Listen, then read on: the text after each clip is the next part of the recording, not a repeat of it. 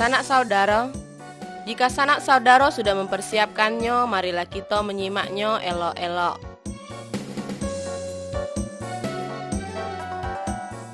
Pada mulanya tidak ada manusia, binatang, laut, batang, matahari, dan benda-benda lainnya. Keadaan kelam, gulita, dan tidak teratur. Pada mulanya yang ada hanyalah Allah. Hanya dengan berfirman Allah menciptakan semua yang ada di dunia ini. Misalnya matahari, bulan, langit, dan bumi.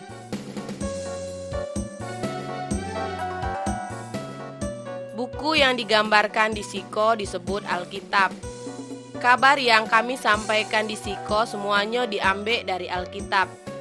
Melalui Alkitab, Allah berkata kepada kita. Alkitab menjelaskan tentang Allah dan perintah-perintah Allah. Allah sangat sayang nian kepada manusia. Alkitab menunjukkan bagaimana caranya supaya manusia dapat selamat atau lepas dari hukuman dosa.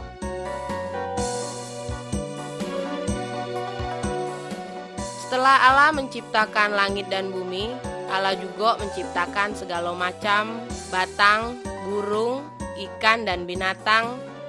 Semua yang diciptakan oleh Allah elok nian. Allah juga menciptakan manusia. Allah mengangkat manusia untuk menguasai segala yang diciptakannya. Allah menghendaki supaya segala ciptaannya hidup rukun.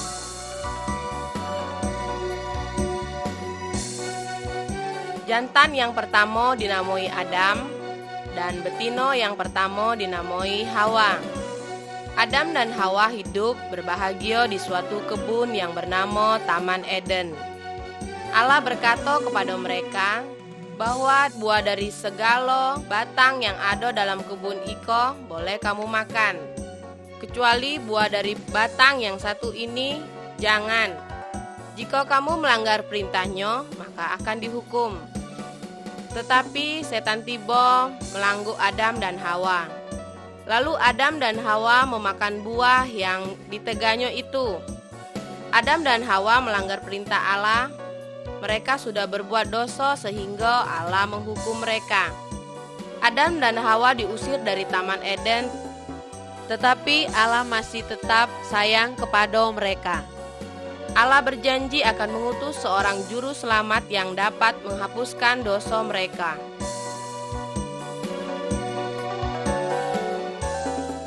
Adam dan Hawa telah jatuh ke dalam dosa, segala manusia keturunan Adam dan Hawa juga sudah jatuh ke dalam dosa. Orang yang memegang kayu pemukul ini bernama Kain. Kain adalah anak Adam. Kain benci nian kepada Habel adiknya. Kain memukul Habel sampai mati. Kain berbuat dosa, sanak saudara dan saya juga pernah berbuat dosa. Cuma kita tidak mau mengakuinya. Kita suka berdusta, berbohong, berjudi, berzina, menyembah berhala, dan perbuatan-perbuatan jahat lainnya. Tetapi Tuhan tidak senang terhadap dosa.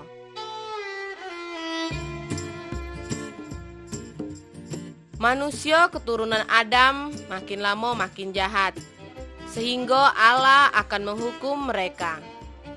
Banjir besar akan tiba sebagai hukuman dari Allah. Tetapi masih ada orang yang percaya kepada Allah. Nama orang itu adalah Nuh. Allah menyuruh Nuh membuat bahtera yang besar. Setelah bahtera itu siap, Nuh dan keluarganya masuk ke dalam bahtera itu. Nuh juga mengajak orang lain masuk ke dalam bahtera. Tetapi mereka tidak mau percaya kalau Allah akan menghukum mereka.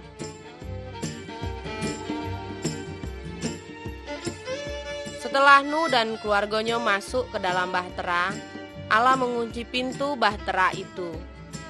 Hujan deras turun sehingga terjadi banjir besar. Semuanya tenggelam oleh air. Orang ingin ikut Nuh naik ke dalam bahtera, tetapi sudah tidak bisa, sebab Allah telah mengunci pintu bahtera itu. Segala orang yang berada di luar bahtera itu mati, sebab mereka tidak percaya kepada Allah. Hanya Nuh dan keluarganya yang selamat. sebab nu taat kepada Allah.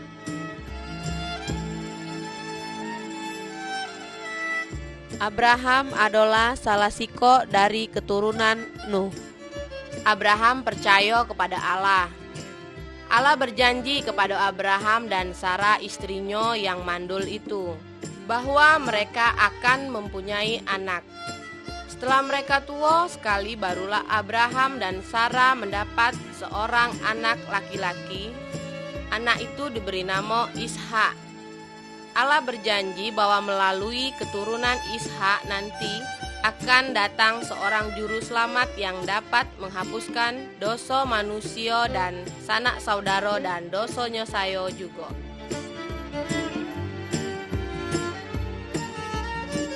Musa adalah seorang keturunan Abraham dan Ishak. Musa percaya kepada Allah. Suatu hari Allah menyuruh Musa naik ke gunung. Di situ Allah memberikan perintah-perintahnya kepada Musa. Pada gambar ini kita menengok Musa turun dari gunung membawa perintah Allah. Allah menyuruh Musa agar menyampaikan perintah-perintahnya kepada orang banyak. Allah mau supaya segala orang mentaati perintahnya itu.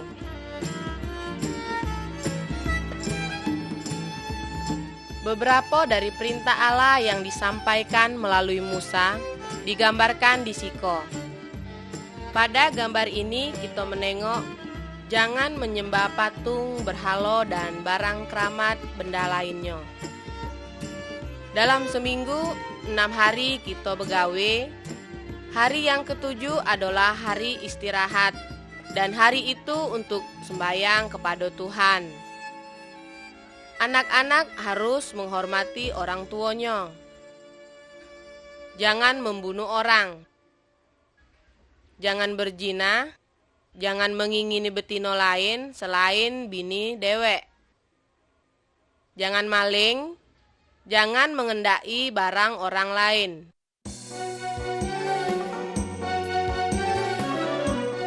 Pada zaman Abraham dan Musa, jika seorang berbuat dosa, Allah menyuruh ia mengesot domba. Orang itu mengorbankan domba sebagai tanda dia sudah menyesali dosanya.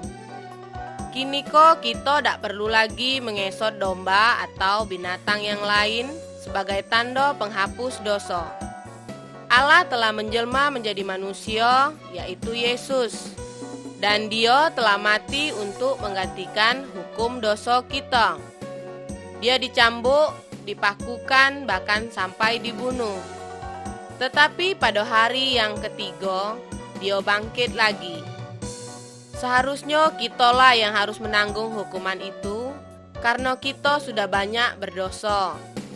Tetapi karena begitu besar kasih Allah kepada kita, sehingga hukuman itu diambilnya dan ditimpakan kepada dirinya sendiri.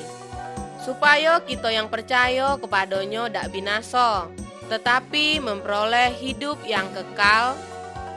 Kalau kita mengaku dosa kita dan percaya kepada Yesus, maka segala dosa kita akan diampuni olehnya.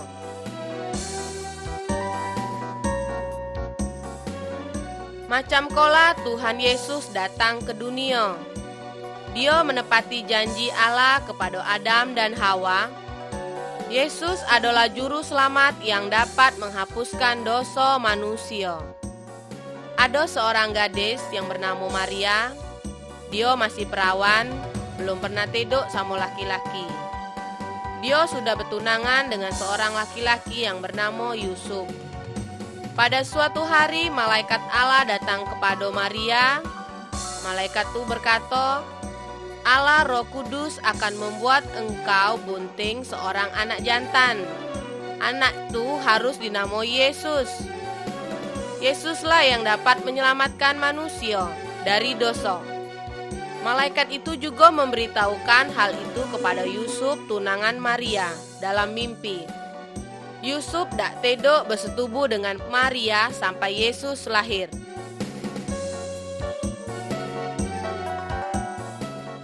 Kira-kira 9 bulan kemudian, Pada suatu malam Maria beranak seorang anak bayi jantan. Pada malam itu juga malaikat Allah tiba kepada sekelompok gembala yang sedang menjaga kambing domba mereka. Malaikat itu berkata, pada malam ini juru selamat yang dijanjikan Allah sudah lahir, namanya Yesus. Lalu gembala-gembala itu pergi mencari Yesus untuk menyembahnya. Yesuslah yang bisa menghapuskan segala dosa sanak saudara.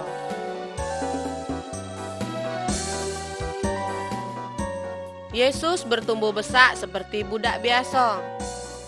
Pada gambar ini kita menengok waktu Yesus berumur 12 tahun, dia dapat mengajar tentang Allah kepada ahli-ahli agama. Yesus mengetahui segala sesuatu sebab dia adalah Allah. Pada gambar ini kita tengok Yesus sudah berumur 30 tahun, sedang mengajar orang banyak. Ada orang yang percaya dan ada yang tidak percaya kepada Tuhan Yesus. Tetapi Allah menyatakan bahwa Yesus adalah anak Allah sendiri. Allah hendak supaya kita taat kepada ajaran Tuhan Yesus.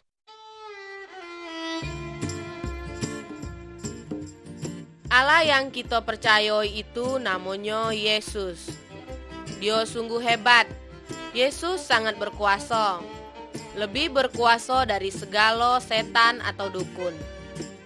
Pada gambar ini kita menengok Yesus dapat menyembuhkan orang buta. Yesus dapat menghidupkan orang mati. Yesus dapat berjalan di atas air. Tuhan Yesus adalah Allah yang Maha Kuasa.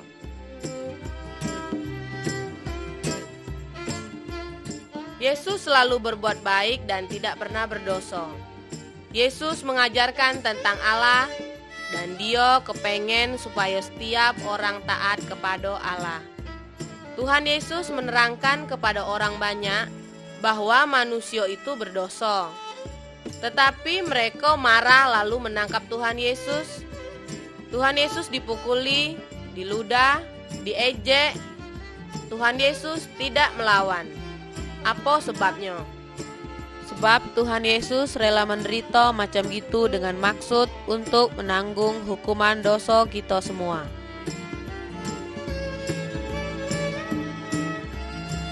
Tuhan Yesus tidak hanya disiksa, Tuhan Yesus dipakukan pada kayu salib, yaitu disalibkan, tetapi Allah menyatakan bahwa kematian Tuhan Yesus itu adalah korban karena dosa kita. Tuhan Yesus menanggung hukuman dosa sanak saudara dan dosa saya, sampai Dia mati. Kalau kita mengaku dosa kita dan percaya kepada Tuhan Yesus, kita akan diselamatkan. Apakah sanak saudara mau percaya dan berterima kasih kepada Tuhan Yesus yang telah menanggung hukuman dosa sanak saudara?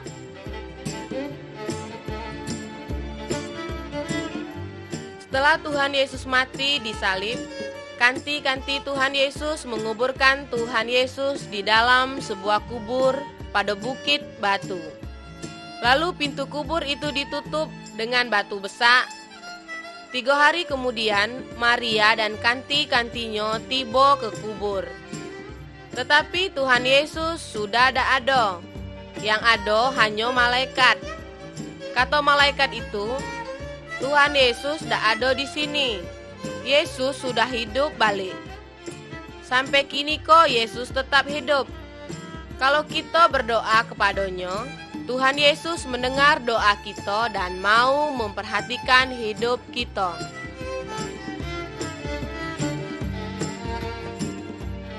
Sudah Tuhan Yesus bangkit dari kematian, banyak orang nengok Dia dan bercakap dengan Dia.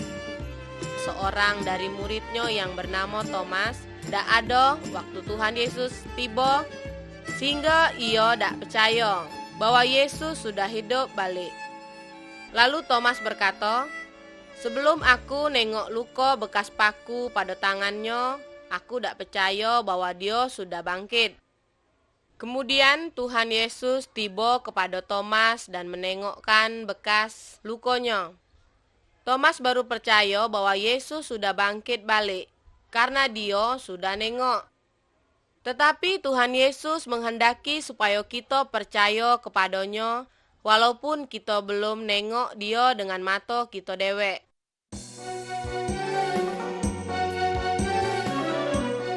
Empat 40 hari setelah Tuhan Yesus bangkit, dia mengajak murid-muridnya ke sebuah bukit. Kata Yesus kepada mereka, "Kini aku akan naik ke surga. Setelah aku pergi, kamu harus memberitakan tentang aku kepada segala orang. Jelaskanlah bahwa aku pernah disalibkan untuk menanggung hukuman dosa mereka. Dan setiap orang yang percaya kepadaku, dosanya diampuni. Kaget dia boleh tinggal bersama aku di surga." Lalu murid-muridnya nengok Tuhan Yesus terangkat naik ke surga. Kemudian 2 malaikat datang berkata kepada murid-murid Tuhan Yesus, "Pada suatu hari kaget, Tuhan Yesus nak datang balik. Tuhan Yesus akan mengangkat segala orang yang percaya kepadanya pulang ke surga. Maukah sanak saudara percaya kepada Tuhan Yesus supaya kaget dapat ke surga?"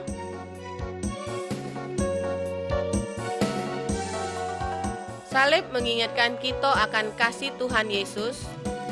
Tuhan Yesus tidak berdosa, walaupun demikian dia rela disiksa dan mati di salib untuk menanggung hukuman dosa kita, dosa sanak saudara dan dosa saya. Setelah mati, Tuhan Yesus bangkit balik dan tinggal di surga. Kini dia selalu bersedia menolong orang yang percaya kepadanya. Jika kita mengakui dosa kita dan percaya kepada Tuhan Yesus, maka dosa kita dihapuskan. Kaget kita dapat tinggal bersama Allah di surga.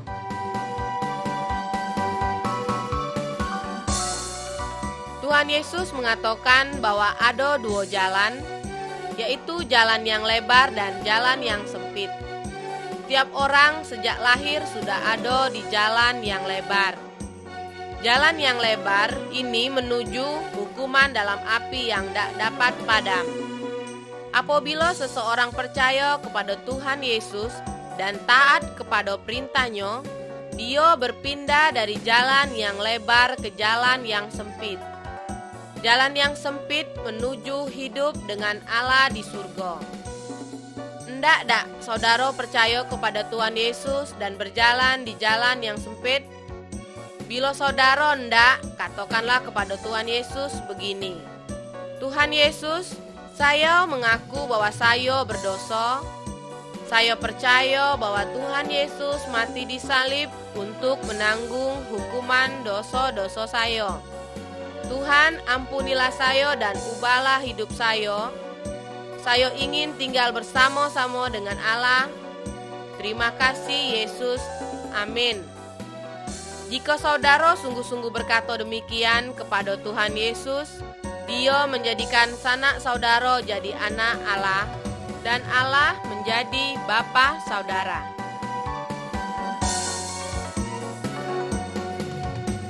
Jika kita percaya bahwa Tuhan Yesus mati untuk nanggung hukuman dosa kita, maka kita diampuni.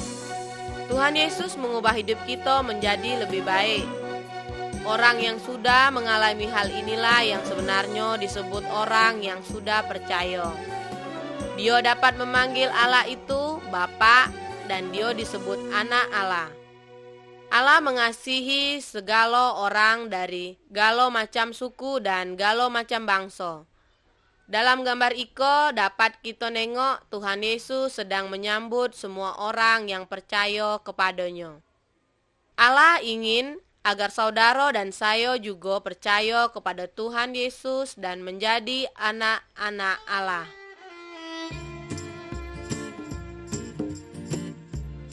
Dalam gambarko kita nengok Tuhan Yesus sedang berkata dengan seorang guru agama yang bernama Nikodemus. Tuhan Yesus menerangkan bahwa setiap orang agar dapat masuk ke surga harus diperbaharui jiwanya. Hanya Roh Kudus yang dapat memperbaharui jiwa manusia.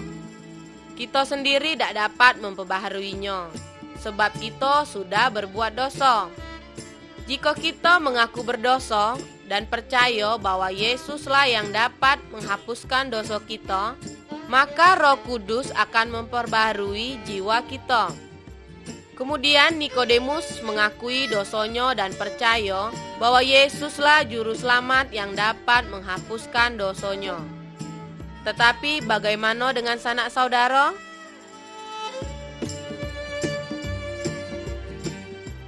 Pada waktu Tuhan Yesus ada di dunia ini, Dia berjanji akan mengirim penolong kepada murid-muridnya. Setelah Tuhan Yesus balik ke surga, murid-muridnya berkumpul dan berdoa bersama. Tiba-tiba Roh Kudus turun dan mendiami mereka. Dia memberi mereka kuasa untuk melakukan apa yang Tuhan Yesus perintahkan. Roh Kudus adalah penolong dan penghibur mereka. Roh Kudus menolong mereka untuk mengerti firman Allah. Roh Kudus mendiami setiap orang yang menyerahkan diri kepada Tuhan Yesus. Dia menolong mereka untuk melakukan hal-hal yang menyenangkan Allah. Orang yang sudah percaya tidak perlu pertolongan roh yang lain. Roh Kudus ingin sekali menolong orang yang sudah percaya, tetapi hanya untuk melakukan hal-hal yang menyenangkan Allah.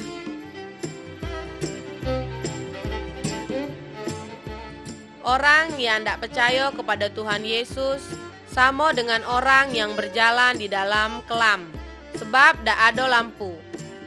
Mereka seringkali tersesat dan jatuh.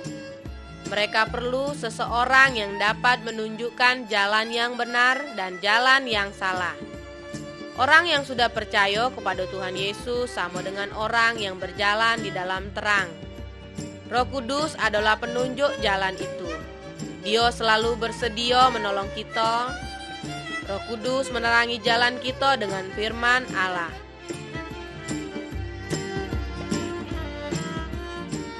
Orang yang sudah percaya adalah punya Tuhan Yesus. Oleh karena itu, kehidupannya harus menyenangkan hati Tuhan. Dia harus taat kepada perintah Tuhan Yesus dan setia dalam sembahyang. Alkitab mengatakan bahwa orang yang sudah percaya tidak boleh berzina, berkelahi, maling, menyembah berhala atau roh orang mati. Dia harus bergaul dengan baik kepada semua orang.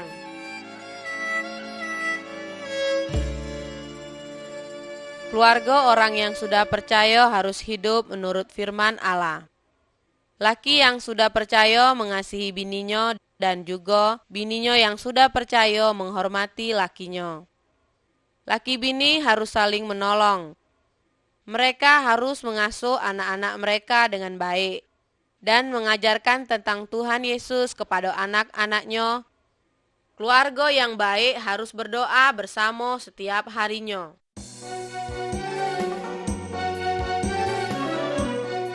Allah menyuruh orang percaya supaya mengasihi semua orang, termasuk orang yang berbuat jahat kepadanya.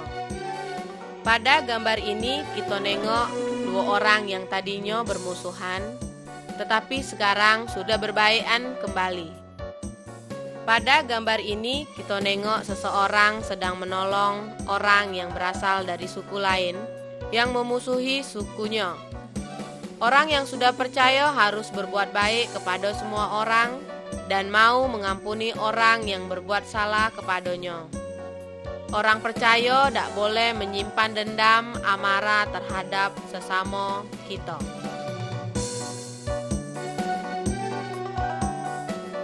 Dalam gambarko dapat kita tengok dua orang yang sedang membakar patung, jimat dan benda-benda keramat. Orang yang sudah menerima Tuhan Yesus tidak boleh menyembah ataupun minta tolong kepada dukun, patung, jimat, benda keramat, ataupun roh orang mati. Tuhan Yesus jauh lebih berkuasa daripada segala sesuatu yang lain. Jadi kalau saudara sakit atau ketakutan, jangan minta tolong kepada dukun, patung, jimat, atau roh orang mati. Mintalah tolong kepada Tuhan Yesus, berdoalah kepadanya, katakan apa yang saudara perlukan. Tuhan Yesus sangat mengasihi saudara. Tuhan Yesus mendengar doa saudara dan selalu bersedia untuk menolong sanak saudara.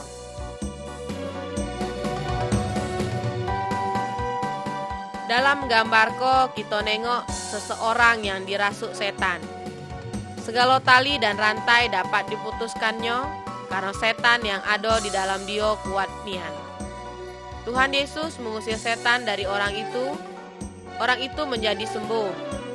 Setan terpaksa keluar dari orang itu karena Tuhan Yesus jauh lebih berkuasa dari segala setan. Setan takut kepada Tuhan Yesus. Jangan menyembah setan kalau saudara diganggu setan. Jangan minta tolong kepada dukun.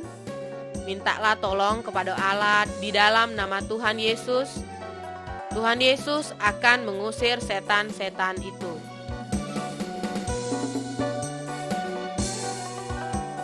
Iblis atau setan adalah musuh Tuhan Yesus dan musuh orang-orang yang sudah percaya. Iblis atau setan hendak supaya orang yang sudah percaya selalu memikirkan mengenai banyak duit, pakaian, dan barang-barang lain. Iblis pengen supaya orang yang sudah percaya melupakan Allah. Tetapi orang yang sudah percaya seharusnya taat dan setia kepada Allah. Orang yang sudah percaya tidak mau sampai berhutang. Dia selalu ingat janji Tuhan, yaitu segala yang dibutuhkannya akan disediakan oleh Tuhan Yesus.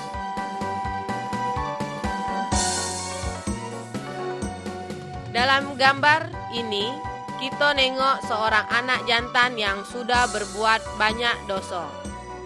Dia menghamburkan duit yang diperoleh dari bapaknya. Dia berzina, berjudi, dan berfoya-foya sekehendak hatinya. Setelah duitnya habis dan kanti-kantinya meninggalkan dia menyesal. Dia balik kepada bapaknya dan minta ampun.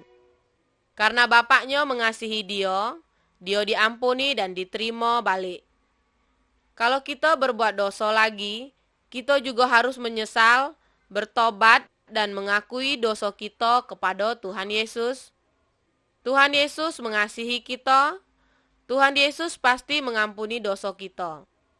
Firman Tuhan berjanji, jika kita mengaku dosa kita, maka Tuhan juga setia dan adil, sehingga Dia akan mengampuni segala dosa kita dan menyucikan kita dari segala kejahatan.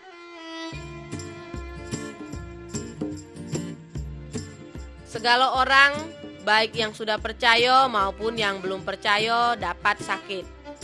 Dalam gambarko dapat kita nengok seorang yang sedang berbaring sakit. Orang dapat menjadi sakit karena dia makan makanan yang tidak baik, karena minum air yang kotor, dan karena tidak memelihara badannya. Orang juga dapat menjadi sakit karena kena sihir dan karena dirasuk setan.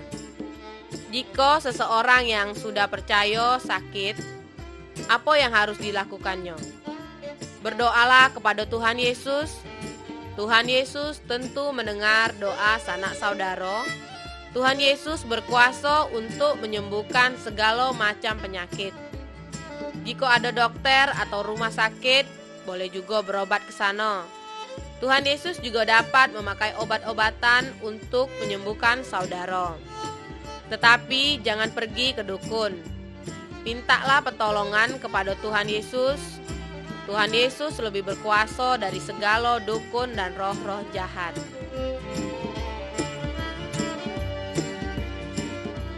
Jika seseorang yang sudah percaya kepada Tuhan Yesus mati, badannya dikuburkan, tetapi jiwanya akan naik ke surga. Sebab dosanya sudah dihapuskan oleh Tuhan Yesus. Jika seseorang yang belum percaya kepada Tuhan Yesus meninggal, badannya dikuburkan, tetapi jiwanya akan dihukum di dalam api. sebab masih berdosa? Bagaimana jika kini saudara mati? Apakah jiwa saudara sudah dibersihkan dari segala dosa supaya dapat ke surga?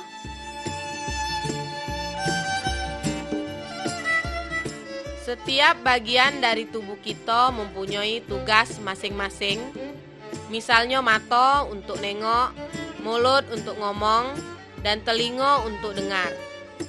Jika satu bagian dari tubuh kita sakit, seluruh badan akan merasa sakit. Allah mengatakan bahwa setiap orang yang sudah percaya sama seperti bagian-bagian dari tubuh, dan Tuhan Yesus adalah kepala dari tubuh itu. Setiap orang yang sudah percaya mempunyai tugas yang berbeda. Misalnya berkhotbah, mengajar firman Allah, nyanyi, menolong orang, dan lain-lain. Setiap orang yang sudah percaya adalah saksi bagi Tuhan Yesus. Semua orang yang sudah percaya harus saling mengasihi dan saling membantu.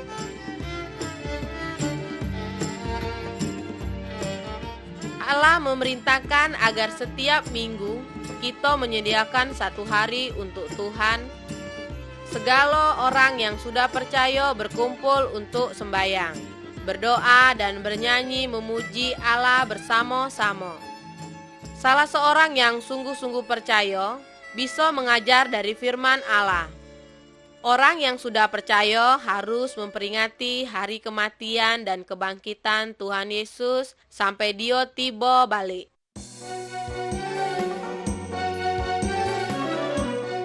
Kini Tuhan Yesus ada di surga. Tetapi suatu hari kaget Dia nak datang balik ke dunia ini. Apabila Dia tiba, segala orang yang sudah percaya akan diangkat ke surga. Tetapi bagi orang yang tidak percaya kepada Tuhan Yesus akan ditinggalkan dan dihukum di dalam api. Sudah siapkah saudara apabila Tuhan Yesus tiba kini?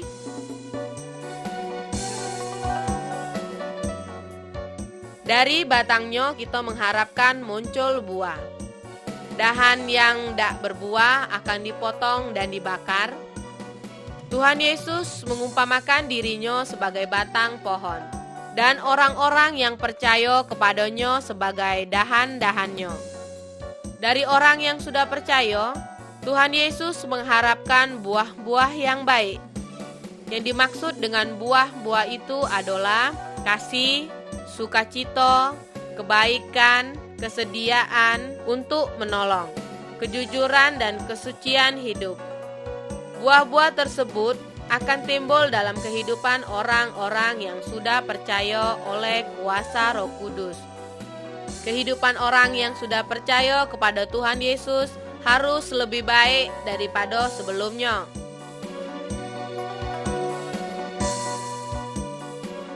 Percayakah saudara kepada Tuhan Yesus?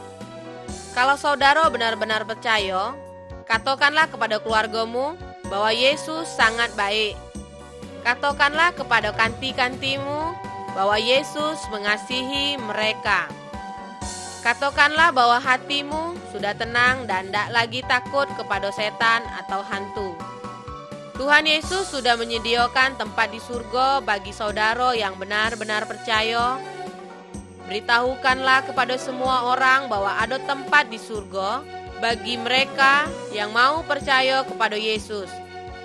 Sebaliknya ada tempat hukuman bagi mereka yang menolak Tuhan Yesus. Beritahukanlah bahwa Yesus ingin menyelamatkan semua orang agar tidak dihukum di neraka. Maukah saudara bersaksi bagi Yesus? Pikirkanlah hal ini baik-baik dan ambillah keputusan yang tepat.